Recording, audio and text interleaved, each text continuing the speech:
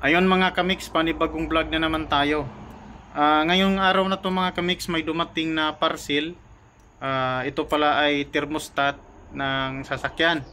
So ngayon, ititest ko ito kung gagana ba. So ngayon, papainitan natin siya mga kamix. So nagpainit ako ng tubig. Yan, lagay na natin dito mga kamix. Ayan yung tubig na pinapainit ko. At abangan natin kung magbabago ba siya.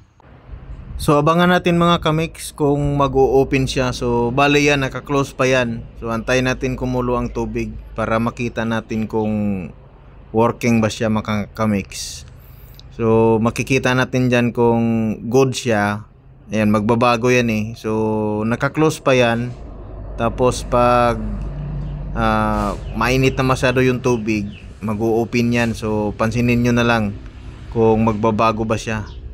Ayan, bago natin ikabit, bago natin isalpak sa sasakyan para alam natin talaga na good siya, no? Kasi mahirap man ilagay natin sa sasakyan tapos hindi pala siya nagbabago, hindi pala working. So useless din, mag-overheat din yung sasakyan natin mga kamix.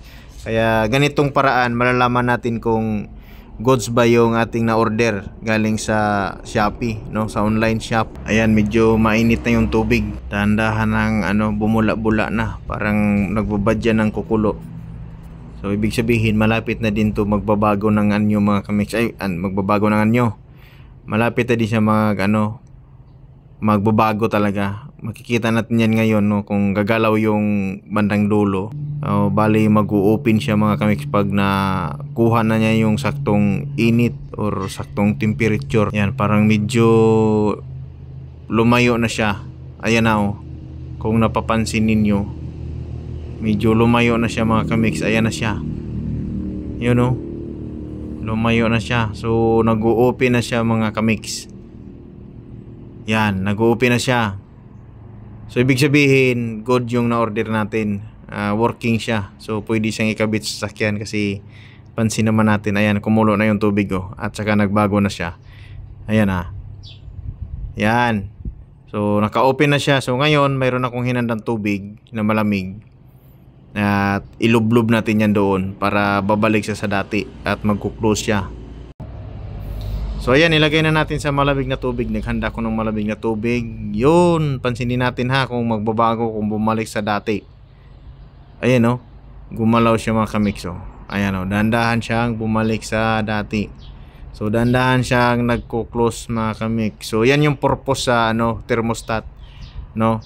Pag mainit na masyado yung tubig, ayan, mag-o-open siya at papasok yung malamig. Yung ganun yun. Yan ang purpose ng thermostat mga kamix. Kasi kung walang thermostat yung sasakyan mo, so ang dumadaloy sa iyong sasakyan sa tubig, puro mainit. So walang malamig. So tuloy-tuloy yun kasi wala siyang thermostat. So galing sa makina, mainit, pupunta sa radiator, pupunta sa makina. So puro mainit. So pag may ganyan thermostat ikabit sa sasakyan natin, may malamig, may mainit. So yan yung purpose. So hanggang dito na lang tayo. So ayan, thank you for watching. Pa like and share mga kamix. God bless lahat.